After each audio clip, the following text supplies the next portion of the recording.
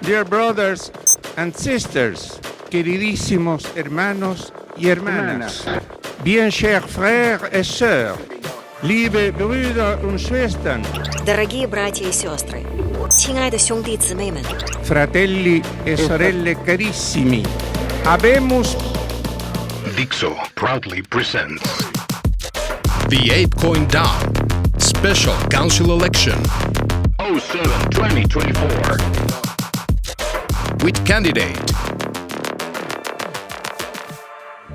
My name's Ernest Lee. I'm running for special counsel.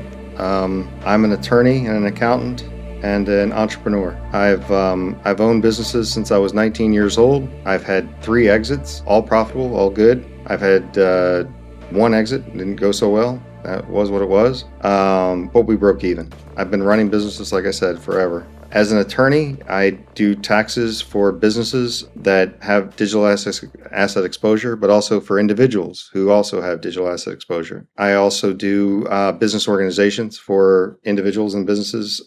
We set up LLCs to protect assets, but also for generational transfers in the event something were to happen. And so Decrypted Tax grew in 2020. Out of my existing practice, I had an accountant that did all of our crypto. I've been doing crypto taxes since 2013. I had a kid at the time. I think he was only about 20 years old. He was mining Bitcoin in his basement. And I remember distinctly the first conversation that I had with Lincoln, who works with me. I said, Lincoln, this kid's trading, I don't know, some type of baseball cards in his basement. You just need to deal with him. I don't know what's going on with it. And so it went from there. And then so in 2016, I had a conversation. I run an investment fund as well. And in 2016, I had a conversation with my landscaper about Bitcoin.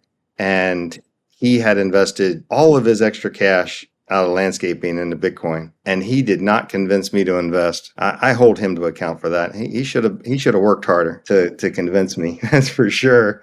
He retired on his Bitcoin, and so he's living a blessed life now. But I invested in 2020. I invested sub 15, 20, between 15 and 20,000 per Bitcoin, and I got out at 63, not because I'm some kind of trading savant, but because when it was at 63, I had an opportunity to invest in a real estate project in Malibu, building on the beach, and those developers were hurting for money because we had a bit of a crunch. Lending, everyone was tightening up their lending. They couldn't get the financing to do their engineering studies to tap the soil to figure out how big of a house they could build on the beach in Malibu. And so I lended it all into them at 18% and did quite well with that. But then I rolled it back out of that real estate contract and into Bitcoin again at between 23 and 24,000. And so I'm doing really well now, and I'm happy about that. But I've also invested in I have some Ethereum for this ETF run, which I'm not giving financial advice, but I think it's going to be a boom and a bust in less than 24 hours. I think it's going to be a boom, and it's all kind of baked in. But that's just my own. That's how I'm going to trade it. I also own about $1 million worth of ApeCoin, which I've acquired and that was what first got me interested in the ApeCoin DAO was the history of ApeCoin and how building utility, and they're doing a lot of things that are going to be really exciting in the next 12 to 18 months that the public doesn't know about. And I feel like there's some room there for investment. So I'm in. I'm not all in. I'm probably 5% of my portfolio is in ApeCoin. And so I've been helping businesses, and I had an interview. I voted on an AIP, and I had an interview with the gentleman. He called me, or he set up a call. Which I do on my website. You can go to decrypted.tax and you can schedule an appointment with me, and I'll talk about anything you want to for an hour. And until my schedule fills up where I can't do that anymore, if I'm that much of a rock star, then I need to figure it out. But until then, I take those calls. And so he scheduled a call with me, and I talked to him, and I realized that after 45 minutes of talking to him, I realized that everything he was about and everything he was looking to do inside his AIP proposal wasn't written in his AIP. And I realized, hey, there might be some room here to help people with their AIPs. And from a business consulting side, I could help them write and help them structure it in a way that would be more palatable to the community. And so, I told him that, and he said, you should run for special counsel. I mean, you're talking about ideas and things you're doing in business and things you have done. And he just said, you should really be more involved. And so I looked into it, and I'm running, and I hope to win one of the positions in special counsel. I hope I can make a difference, both a difference for my own account, because I own a lot of ApeCoin, but also a difference for the community and for the ApeCoin DAO and their purpose, and help get their voice heard and try to, I mean, we have a little bit of a marketing issue. I'm here at Consensus in Austin, and I've met with 3 or 4 whales who were invested in ApeCoin but got out a long time ago, and I shared with them what I thought was happening with it, both from a fundamental analysis but also from a technical analysis of the trend. And 3 out of the 4 are getting back in. One was so jaded that he says he'll never buy ApeCoin again, but he did. But on the technical analysis side, which he's very good at technical analysis, he said that he would have a look at the TA and see if I was right about that, and he'd get back to me, because he helps me out with some things from time to time. And so I think I can make a difference. And I know that sounds profound, and I'm just saying that same pitch that everyone says in politics, but that's not the case. I just met with one of the other candidates. I've just spent the last 2 hours with the candidate, and I think he could really make a difference. And so I think there's a lot of good talent that could be in this position. And so whether I'm elected or not, I'd like to participate. I've let all the candidates know that if I am not elected, I'm available. If anybody ever needs any help with the AIPs, with the AIP writing process, with any of the financial analysis, I've got me and a team that's available for that. And so I want to help. I want to help the DAO, and I'll do it whether I'm in an official position or not. This is a question that has been brought up many times. If elected, are you going to work full-time with the ApeCoin DAO as a special counsel?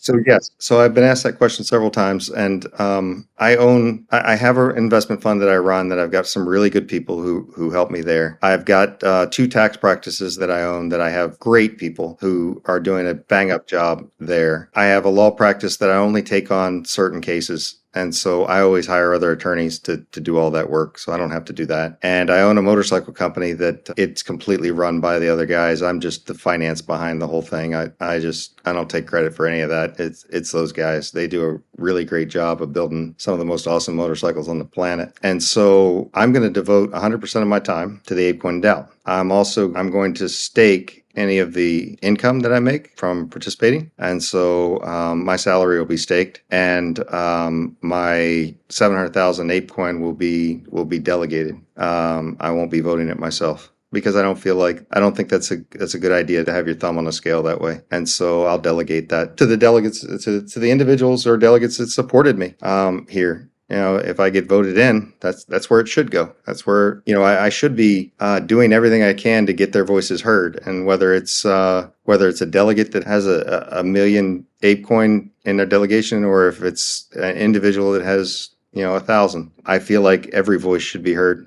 And I realize there's a lot of politics behind that, and I have to navigate that. That's my job.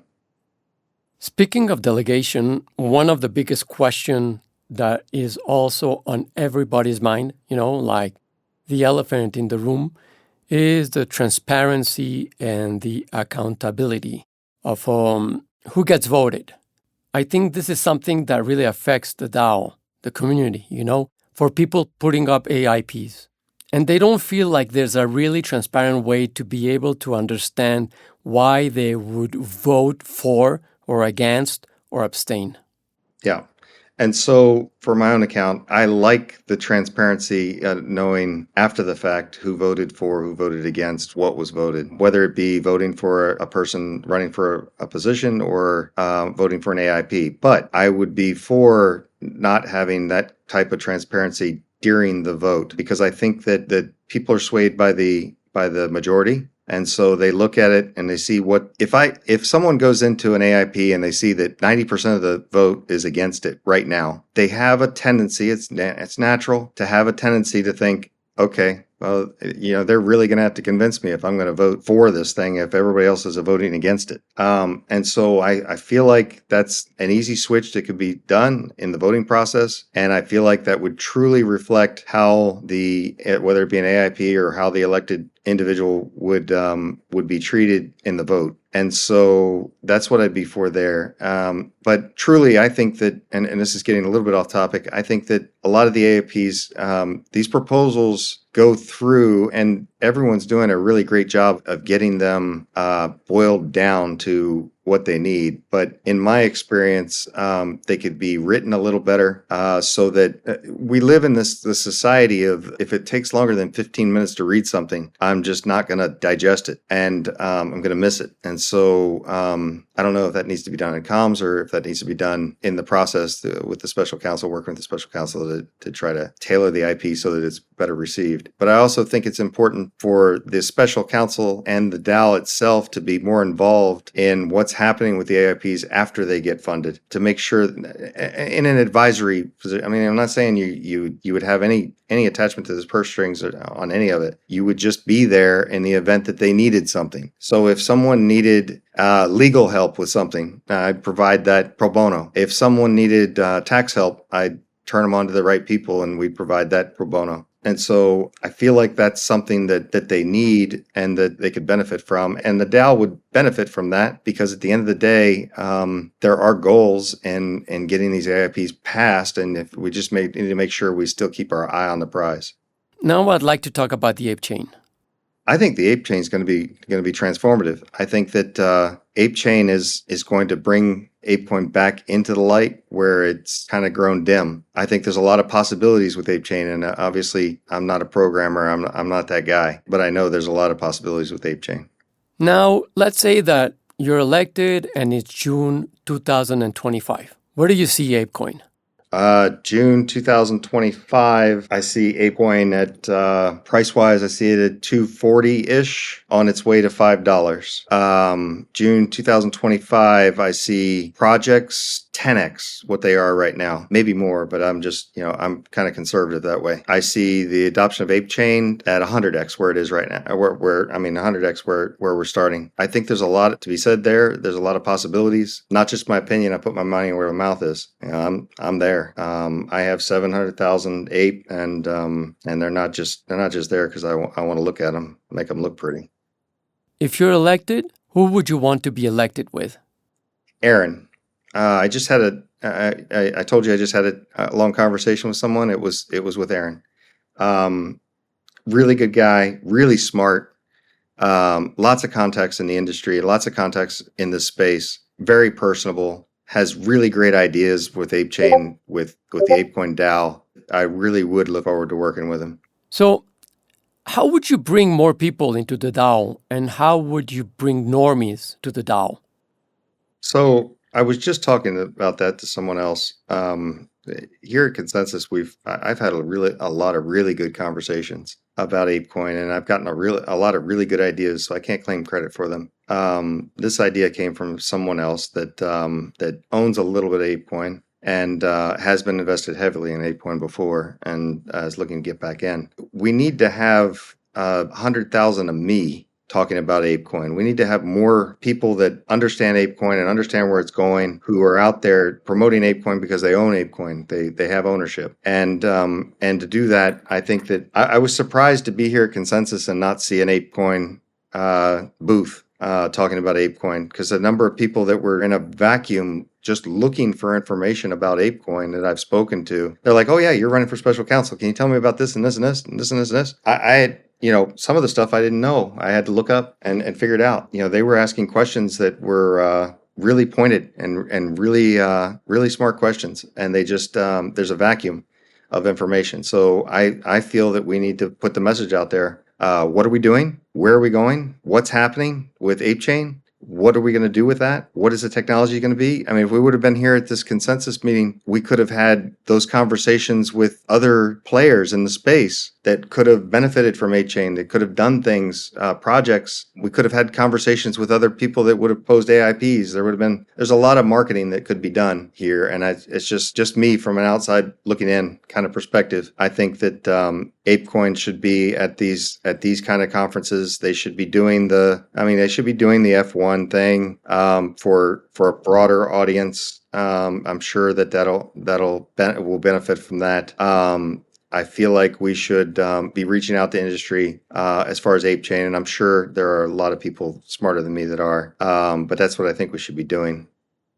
Yesterday, you were telling a really good story about that you are a rodeo. And it was really interesting because I'm watching Yellowstone. So I see the love for the horses and the rodeo life. And you put up a picture. Who are you, the guy on the horse or the guy who is running next to the guy on the horse? I'm actually the guy behind the guy picking up the guy on the horse. And so my next job will be to swing around that guy that's getting picked up and to get a hold of the horse, and so that we can then remove the flank, which is what's causing the horse to buck and kick. And so that job, I got into that in 2008. I had an exit from a business in my investment fund. We were buying espresso equipment from Starbucks and reselling it on the market, and that deal closed up in 2008. And so I had a lot of extra time on my hands. My dad used to ride saddle bronc. He used to be the guy on the bucking horse. And so Dad said, you should learn to pick up. And I had no idea what he was talking about. And so I went down to 4L Diamond S Rodeo in Somerville, Georgia, and I had a weekend training of how to pick up. And I went to the stock contractor after. I'm like, hey, I'm trained. Here we go. And he's like, no. That's not how it works. He says, you got to prove yourself. You got to be in it. And so he didn't say prove yourself. He just said there's a lot of other jobs you can do. And so I started showing up to rodeos as a hobby and working rodeos. And I did every job imaginable in the back bends. I would be the guy taking care of the animals. I'd be the guy moving the animals from here to there. And then one day Charlie came to me, Charlie Lowry, 4L Diamond S. He came to me and he said, Ernest, we got this rodeo next weekend. We'd like you to pick up. There's some paperwork you have to fill out. I said, just hold on just a second. And I went back to my truck and I came back with the paperwork. And he goes, how long have you had that? I said, how long have you known me?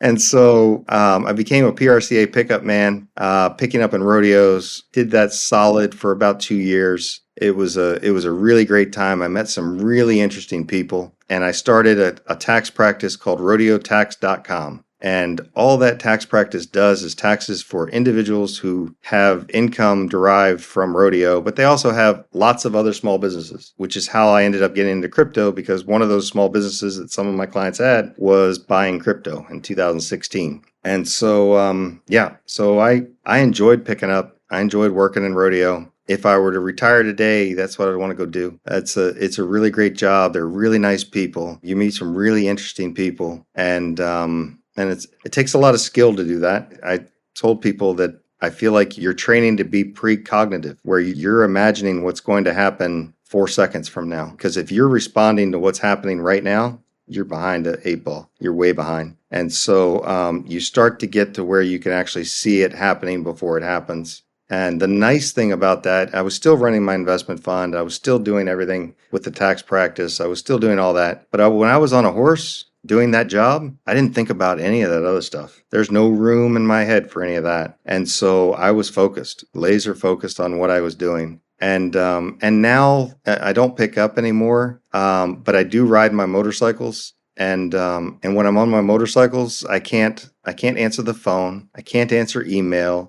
Twitter messages don't come across. I don't do any of that. I just kind of think. And so I have some of my best business ideas while I'm riding my motorcycle. And I stop and I take notes. I'll write myself an email. I'll hit send and I'll get back on the bike and I'll let my hair blow in the wind and go on down the road. So yeah, it's like forced meditation. So would you like to give a final message? Thank you for having me on the show. I really appreciate it. I'm open to any questions that anyone has along the way. You can email me, Ernest at ernestlee.com. That's ERNESTLEE.com. You can schedule an appointment with me on the decrypted.tax website. That's DECRYPTED.tax.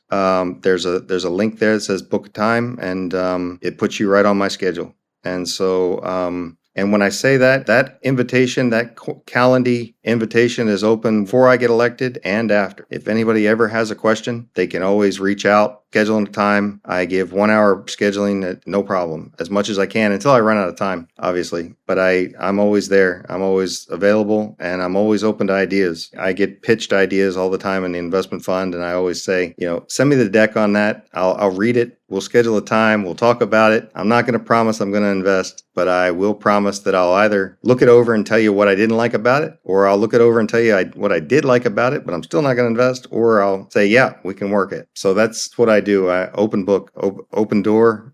Give me a call. You can also reach me on Twitter at ernestlee.com. That's ERNESTLEEDOTCOM. The same on Telegram and Discord. Powered by Dixo and ApeCoin.